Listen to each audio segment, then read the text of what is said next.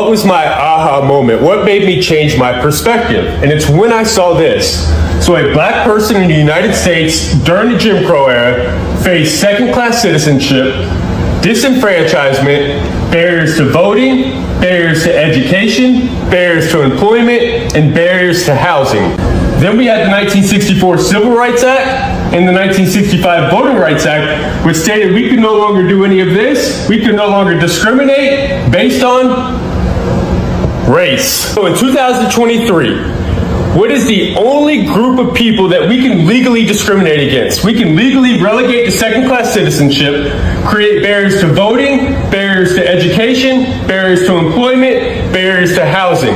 If you answer convicted felon, you are absolutely correct. In 2023, a convicted felon is the only group of people that we can legally do all this to. Now, do you believe it's a coincidence that 1 in 3 black males carry this label as convicted felon as opposed to 1 in 17 white males? If you answered yes to that question, let's take a look at what's happened since the dismantling of the Jim Crow laws. We've had a 700% increase in our prison population. We've gone from 300,000 inmates to as high as 2.3 million. Now, I do believe we're back down to about 1.8 million today. We had the law and order agenda, which was an increase in police spending and a decrease in school funding, which created the school to prison pipeline. We also had the war on drugs, which we now know was a war on people. We had the 1986 Anti-Drug Abuse Act, and we had the 1994 Crime Bill. Now, the 86 Anti-Drug Abuse Act differentiated between rock cocaine and powder cocaine, which we know predominantly impacted the black community. And the 94 Crime Bill created harsher sentences, lengthier sentences, and minimum mandatories. We also know that black people make up 53% of all exonerations, 69% of exonerations for drug crimes, and they're 7 times more likely to be wrongly convicted. So when I seen all of this, I realized that racism in this country never ended. Here are some things that white people say without realizing they're being racist. Okay. When a white person is telling a story and they mention the race of the person for no reason. Mm-hmm. That waitress, and then mention how she was Hispanic as if that somehow has something to do with her character. She did it. Right. And waitresses. That's racist. That's what you're saying, dude. You're doing it. You're doing it right now. She goes, obviously, like, assuming that waitress is Mexican. Yeah. Why don't you just say landscaper? But yeah, assuming your housekeeper is Latina, obviously. Assuming the guy on customer support is Indian. Right. That's it. That's what you did. That's what you said on part 2 you couldn't do. Per your previous email. Per what you just said to us, dude. All these white guys who are so confident that systemic racism and sexism don't exist, how the fuck do you know? You only know how it feels to be a white guy. And to be fair, so do I, but I don't presume other people have the same experiences. How many of you have actually sat down and listened to a woman or a person of color talk about what it's like to be them? Because I guarantee if you had the conversations I've had with my clients over the years, you would have a different perspective. Privilege doesn't mean your life is guaranteed to be easy. It just means you aren't going to struggle because of your sex or your skin color.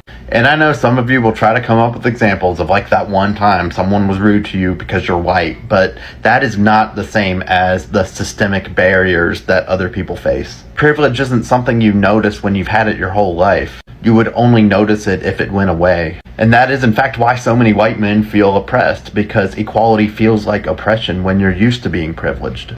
It's so funny meeting actual racists in a small town because, like, it doesn't make any sense. Because, like, bro, those groups you hate, none of them's here. You've never met one.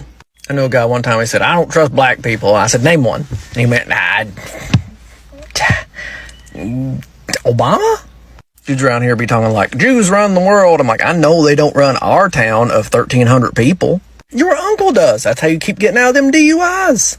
Like, bro, my town was tied in 2008 for the whitest county in the nation. We are 99% white. If the local Mexican restaurant closes down, that goes back up to 100. Like, the last time any of us saw an Asian, a black person, and a native in the same spot, it was on the cover of a 4th grade social studies textbook. Like, I've never met a black person. They seem cool. You're like, we gotta get rid of them immigrants. I'm like, bro, do you know how hard it is for me to find a white person that's not on drugs to do any work at all? I know 2 guys, and both of them's on disability, so I gotta pay them under the table. It's a whole big to-do. I hear people around here like, them immigrants are taking our jobs. I'm like, you've never had a job. You've never wanted a job. I've known you my whole life, Johnny. Your parents put you up to jumping off the monkey bars when we were in 3rd grade and faking a back injury to get perks. You've been on disability ever since. No one in your whole family's had a job, ever. Nobody taking your job. Yes or no question. Are you a racist? I'm not a racist. You're not a racist. Particularly interesting because according to one of your affiliate charities under your nonprofit umbrella, denial of racism constitutes covert white supremacy. Are you a covert white supremacist? Sir, I'm here to talk about the essential work that nonprofits Are you a do. covert white supremacist? Can I talk about the work that nonprofits do in No, your I'm district? asking you if you're a Because I think covert that's the- white supremacist, which according to one of your own organizations, again, denial of racism constitutes covert white supremacy. Would you like to I'm answer sorry, the what's- question? I don't know what the question So is. you refuse to answer whether you are a covert white supremacist. I am here to talk about the essential work that nonprofits do. If you'd like to ask me a I am question utterly about dumbfounded. nonprofits You are on in your record right now, district and you will or not say throughout that the you are not a country. covert white supremacist. I don't have a definition in front of me. I haven't looked at the definition. I'm not going to answer a question about my personal That is- views. I'm here to talk about the work You're of not- nonprofit I organizations. want to give you one more chance to do this. Are you a covert white supremacist? Why are we so off track from the topic? No, I'm of this asking you. hearing? I'm asking you a very straightforward question, I've heard your question. Thank you, sir. and you're not going to answer whether you are a covert white supremacist. I would like to answer questions about the work This of is- wow, nonprofit this is organizations. Thank you. That is really, really astounding. I can answer very directly that I am not a covert white supremacist, and I imagine all of my colleagues can as well. I think you ought to reevaluate what you're doing in the nonprofit sector if you can't answer that in a straightforward way. That is astounding. Some time ago, I was speaking at a corporate event in America. I was the guest speaker. That night at dinner, I was at a table full of white people, and the guy, one of the bosses who'd invited me, actually started to tell a joke that I knew straight away was going to be racial. And black people were going to be the butt of the joke. In those split seconds in the early sentences of the joke, I had a decision to make. Do I say something or stay quiet? No one else was saying anything, though I'm sure they felt uncomfortable. So I spoke up and I said, I don't think this joke is one I want to hear. I don't like the way it's going. I think it's going to be at the expense of black people. I'm not comfortable with that. Would you mind not telling it? Or I could leave the table. It was very uncomfortable. I remember he didn't tell the joke, but it was uncomfortable the rest of the night. Later in my room, I journaled what I felt about what was going on. I thought 2 things were at play. One was what I would call white solidarity. The other was what I would call white social capital. White solidarity is an unspoken code, I think, that we have as white people that means we would never embarrass each other by creating a racial discomfort for each other, by interrupting a racist joke or pointing out a act of prejudice or discrimination. We cannot keep quiet because it's a social code that we have that we would remain in solidarity with each other, which protects our whiteness, our white advantage, our white privilege. That was at play at the table that night that allowed him to do what he'd done obviously many times. White social capital is what you get if you stay quiet.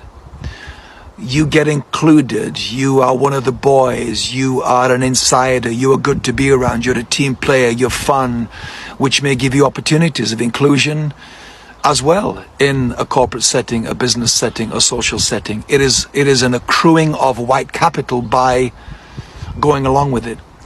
I want to say to my white friends listening to this that our silence at those times is not benign, it is malignant. Because we become complicit in the continuation of the racist joke telling. It gets told again and again because when we heard it, we didn't say anything. And as socially awkward as it is, and knowing you'll be penalized if you say something, I'm appealing to us because millions of us every day have this opportunity to say something, to speak up, to stand up for people of color and black people. And you will be excluded and you will lose social capital, but you will be a champion of a cause that you wish someone had been for you at times in your life.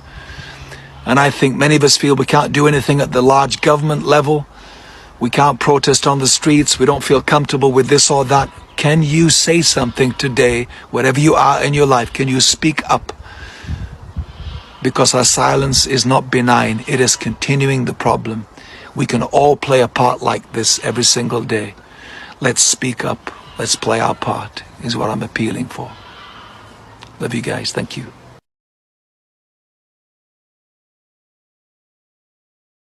Beloved, who are you talking about? Who are you talking about here? Because it isn't me.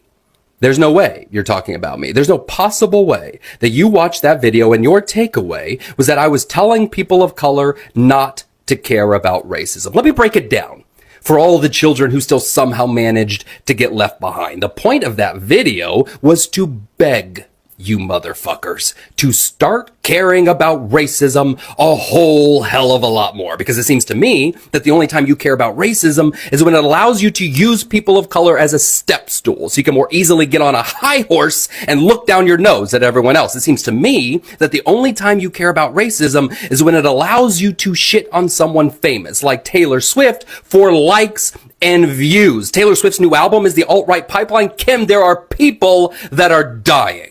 Do you understand what's happening in this country? Do you understand that after Charlie Kirk, HBCUs got threats? There wasn't a black person within a mile of that event, and they still got threats. Do you understand that Latinos are being targeted due to the color of their skin, and regardless of their citizenship status, they're being deported sometimes to an El Salvadorian mega prison? Do you understand that it's only going to get so much worse? Any moment now, Donald Trump is going to invoke the Insurrection Act and try to march American troops into American cities. And when that happens, one of two things is going to occur. Either those cities and states fight back, as some have signaled that they are going to do, and we have a full-blown fucking civil war on our hands, or those cities allow the American troops inside them, in which case we have full-blown, out in the open fucking fascism in the United States. And when that happens, what do you think is going to happen to people of color? What do you think is going to happen to all marginalized communities, to women, to people on the LGBTQ plus spectrum, especially in red states? Let me give you a hint. It's going to be bad. And because you care more about calling attention to your own moral superiority complex than you do about human beings, I want to be perfectly clear here. It's going to be your fault. I'm just gonna say it, right? If more people, more white people would stand up against racism, we could probably get it to damn near end, y'all. I'll stand up for it. I know racism isn't right, but I need more white people to jump on this train to help me take a stand against racism. There are white people out here, y'all, that's got people thinking that we are all racist, when that is not what's going on. So we have got to put a message out to take a stand against racism. Like, I will start it off. I don't care. I will stand alone in it if I have to. But if you're a white person and you're with me on this, help me push the content out. There's only one way to do this, and it comes with this being in unison. That's the only way. There is power in numbers, y'all. I don't care if you're black, Mexican, Indian, Asian, whatever it is that your race, ethnicity is, you don't have to be white for me to like you. And everybody else that feels this way, I need you to get on this train right now. Know what these are? Yeah, you do.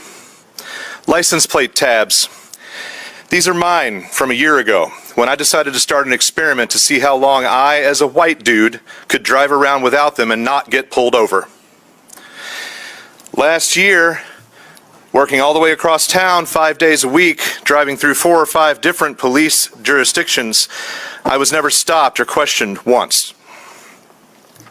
But please do keep telling us that there's no racial or class bias in policing. I bet if I started riding my bike around with a gun on me, nobody would call. But in the past couple of years, GRPD has killed on 2 out of 3 calls for simply being black and having a firearm, supposedly in a state where that in itself is not illegal. Speaking of racism, let's talk about dogs. As a white guy from the South, I gotta say that when I see a black man running away having dogs sicked on them, it's reminiscent of the plantations of the old South, with an E. Delbert, release the hounds, that boy's running. I concur with those who've called for drastic change in the dog policy at GRPD.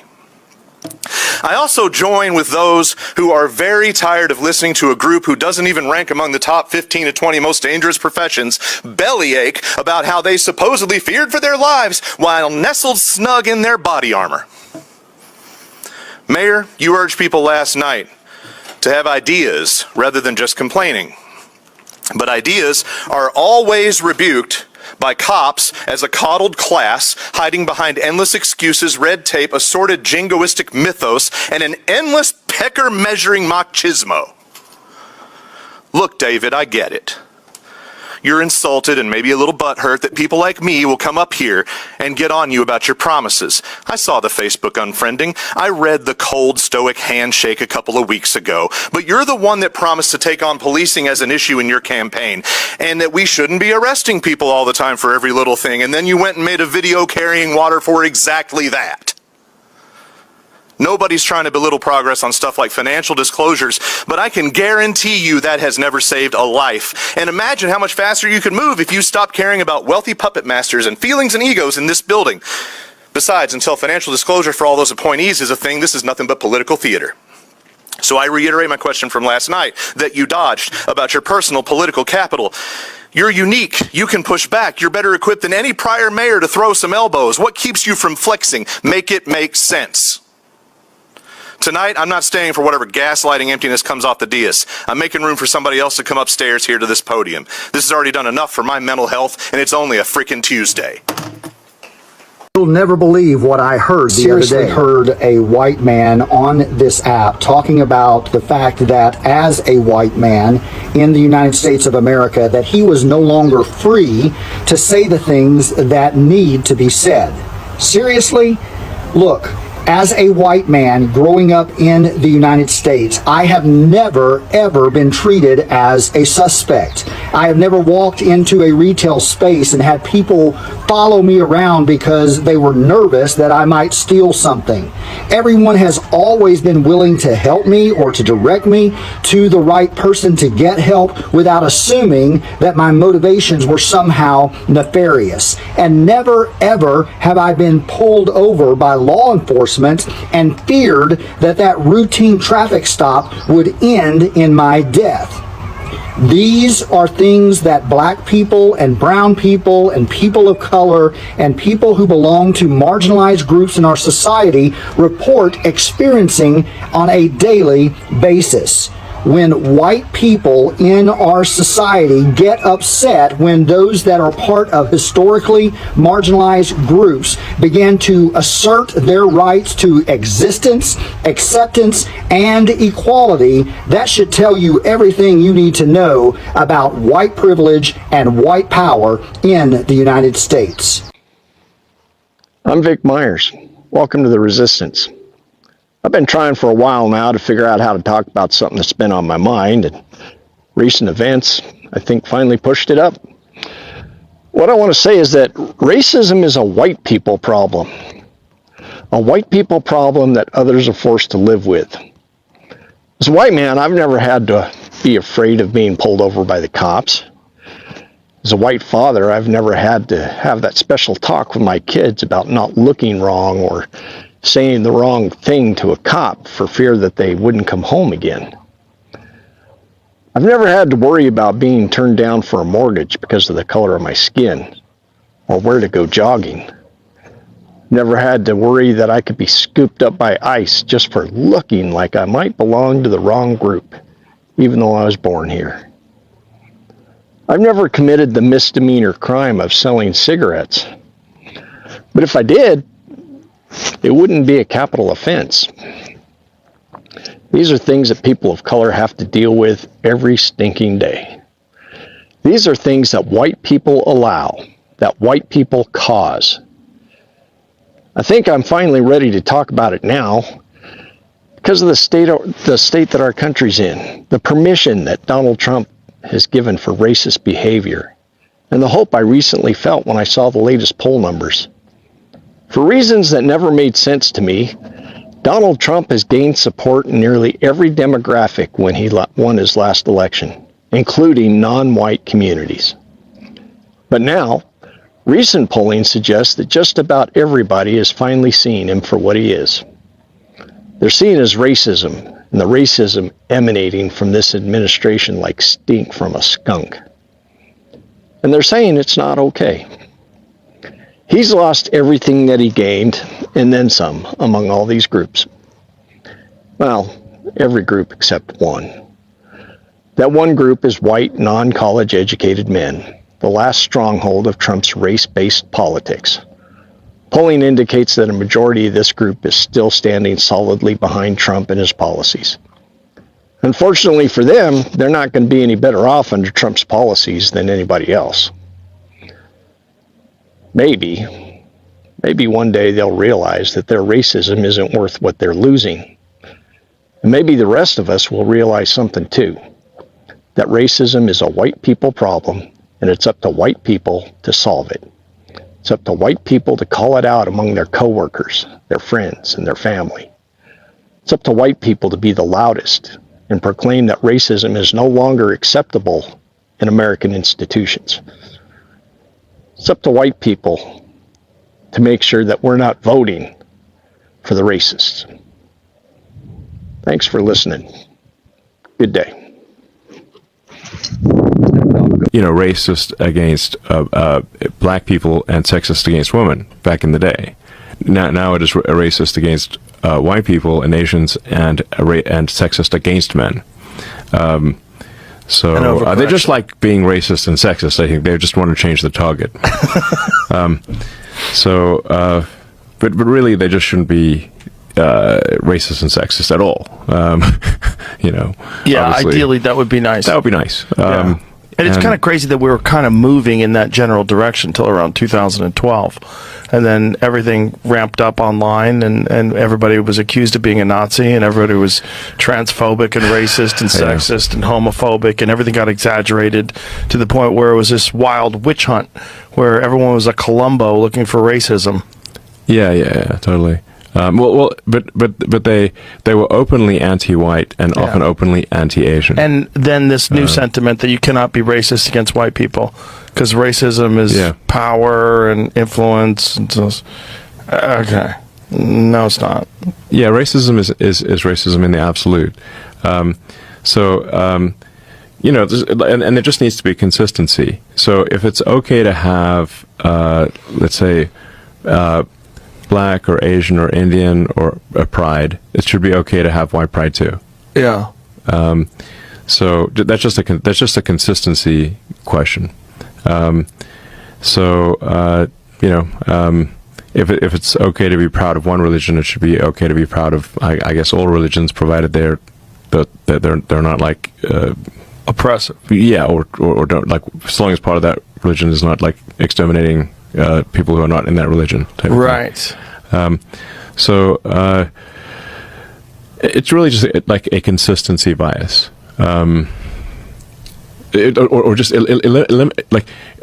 ensuring consistency to eliminate bias. So if it is possible to be racist against one race, it is possible to be racist against any race. Of course, logically. Yes. Yeah, and arguing against that's when you know you're captured. It's a logical inconsistency that makes AIs go insane. And people. And people go insane, yes. But like you can't simultaneously say that there's systemic racist oppression, but also that races don't exist. That race is a social construct.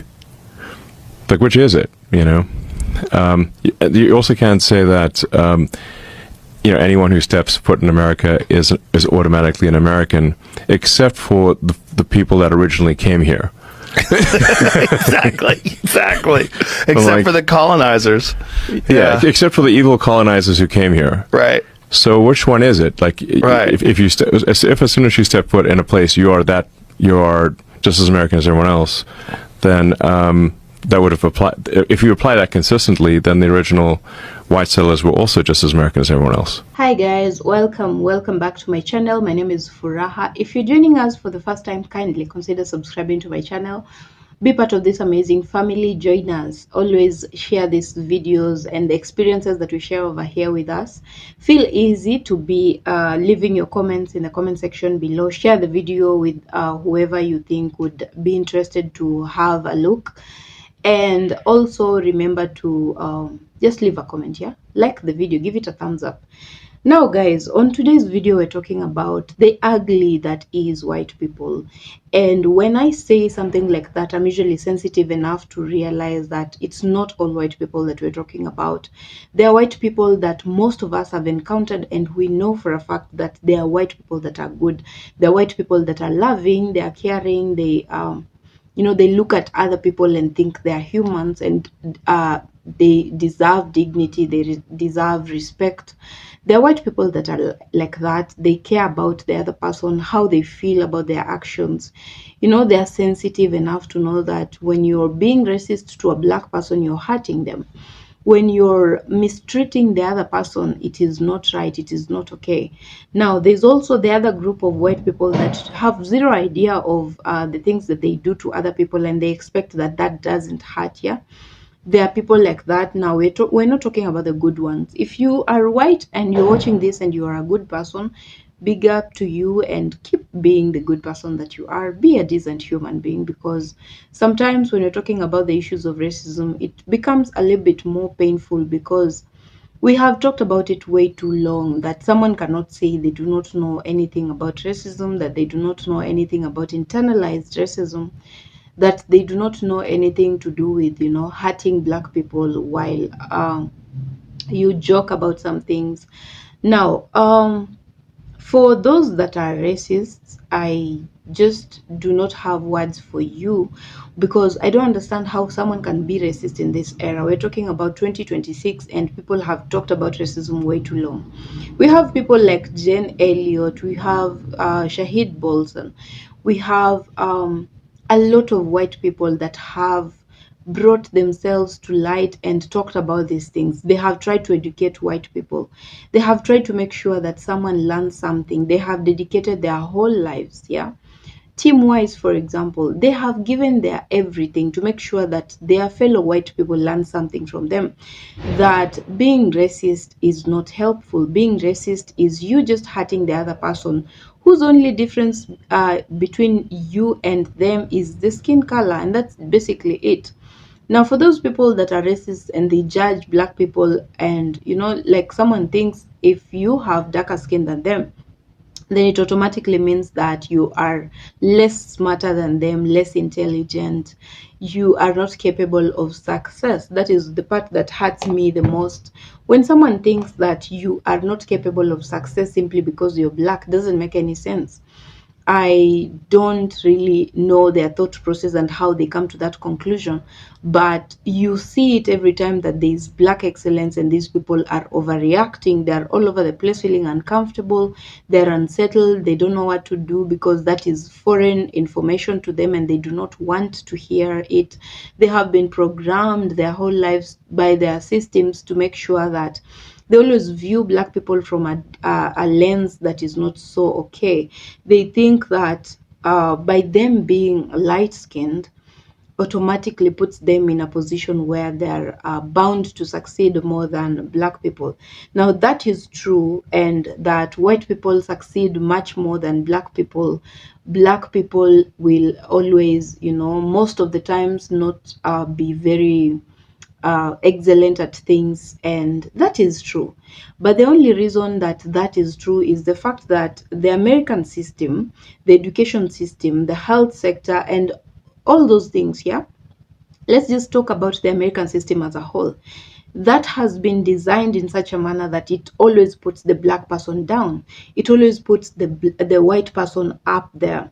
You know, they are almost like they were born to succeed, unlike for black people that have to struggle through to make sure that they come out successful. You know, they have to go through a lot of things. They have to beat all odds to make sure that they get the basic things that white people get by not struggling at all.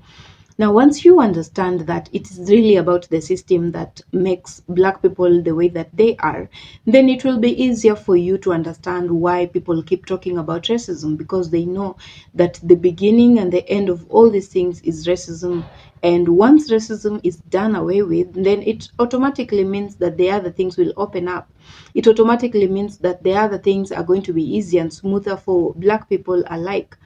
And that is exactly why the knowledgeable white people do not want to hear. They do not want to make that happen. They do not want to be enablers of that, because they know that once that system is broken and people have equal opportunities, there's a lot of equity here and there, black people will outshine white people, because these are people that have been confined in tight spaces.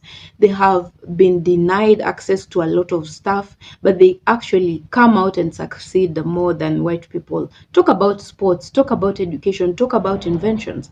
Black people have been shining all these years, and they keep shining every other day. Now, these people are shining despite the fact that you have systems that are placed there to make sure that they never shine at anything, but they do still. Now, think about it in this manner. If these people were given the same opportunities that white people have, what would become of them? How much more would they give the world? Now, that is food for thought. So, white people know their history. They know the things they have done to black people. They know all the ills, all the atrocities that they have done to black people, all the kind of mistreatment they have done, all the, you know, making black people feel less, making black people feel like they're not humans. Sometimes that animals are even better than them, yeah? And talking about them looking like monkeys, like all those things, all those racist slurs that you've ever had. Black people have endured way too much that sometimes you look at them and think, how did they even make it alive to this point? Yeah, because those things are detrimental to someone's health, mental state, you know, all those things you do not want to imagine. Black people have died because white people were trying medical stuff on them without anesthesia, without, you know, there's just a lot of things that have gone wrong. Yeah. Look at the case, for example, the Henrietta case. You do not even want to remember, because you think, how can a human being possibly do this to another human? There's a lot of things that white people have done in the past to black people, and it has been their history. It has made their history something they do not want to remember. It's something they do not want to be told, because they have a lot of ugly in there. And like black people, you see, that's why white people are very uncomfortable when black people are celebrating their Black History Month, because they do not have anything to remember. You do not want to remember your ancestors that have betrayed you that much, that have done a lot of those atrocious activities to black people. They have eaten your fellow black people. They have given black people to their alligators as food. And those are not the kind of histories that you want to make a day for to remember. It's not worth it. Now, that's why when black people are remembering their ancestors for strength, for endurance, for perseverance, for being very dedicated to making America what it is today, the white people are always concerned, and they do not want to hear a thing about it. Guys, let me not say so much. You have already watched the video and you know everything that is about that. And I know you have thoughts, you have what you think about these videos. Let me know what you think in the comment section below. Please leave a comment. Let me know what you think. I will like each and every comment that you leave. And that is just to tell you that I was here and I saw this. And it doesn't matter if you agree to what I'm saying or you disagree. I'll still like it, because I want you to know that you are important to me, to my channel. Your audienceship is very, very much appreciated over here, and we agree to disagree or disagree to agree. Yeah? So guys, those that have not subscribed to my channel, please kindly requesting that you subscribe to my channel, be part of this amazing family. Let's keep interacting, and we will have a good time over here. So please subscribe guys. I will see you on my next video. Please make sure to be safe, take care of yourself, and make sure that you're a bit kinder to yourself today. Bye for now.